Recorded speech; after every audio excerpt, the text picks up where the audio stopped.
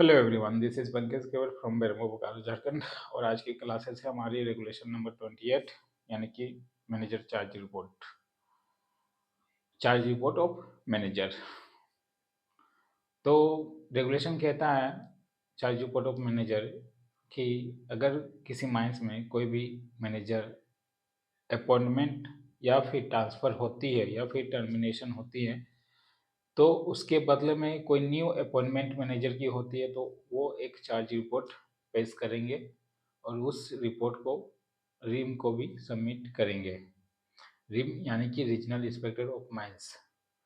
तो चलिए चलते हैं मैनेजर चार्ज रिपोर्ट के बारे में देखने के लिए। ये रेगुलेशन 28 के अंतर्गत रखा गया है manager charge report of manager. इसकी जो फॉर्म होती है वो फॉर्म 7 में जो निर्धारित फॉर्म डीजीएमएस द्वारा दी गई है वो फॉर्म 7 है। और इसी के तहत फॉर्म 7 के तहत फिलअप करके जो नए न्यू मैनेजर आएंगे और इनका भी रिस्पॉन्सिबिलिटी होती है, इसी फॉर्म के तहत ओल्ड मैनेजर भी एक दूसरे को चार्ज रिपोर्ट करेंगे। एंड कॉन्ट्रैक्ट साइन सिग्नेचर सब चीज़ होते हुए एक रिपोर्ट हमें रीजनल इंस्पेक्टर को भी देंगे। तो इसमें मुख्यतः कुछ ज़्यादा बातें रखी नहीं गई है, बस 2 पॉइंट है। फॉर्म 7 में ये चार्ज रिपोर्ट करते हैं और रीजनल इंस्पेक्टर को ये नोटिस भी देते हैं। तो चलिए रेगुलेशन देख लेते हैं क्या कहता है। Regulation 28 charge report of manager.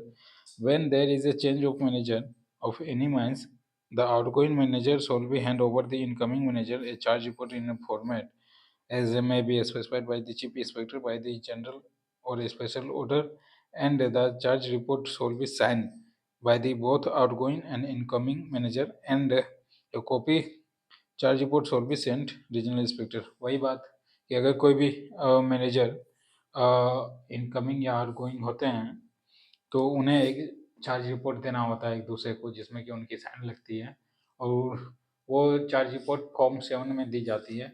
और सब साइन होते हुए अपॉइंटमेंट एंड ट्रांसफ़र होते हुए दरमियान आपको एक रीजनल इंस्पेक्टर को भी रिपोर्ट यानी कि नोटिस कर देना होता है। तो इतनी ही बातें हैं रेगुलेशन में। अब नेक्स्ट रेगुलेशन हम लोग कल देखेंगे। आज के लिए इतना काफ़ी। Thank you.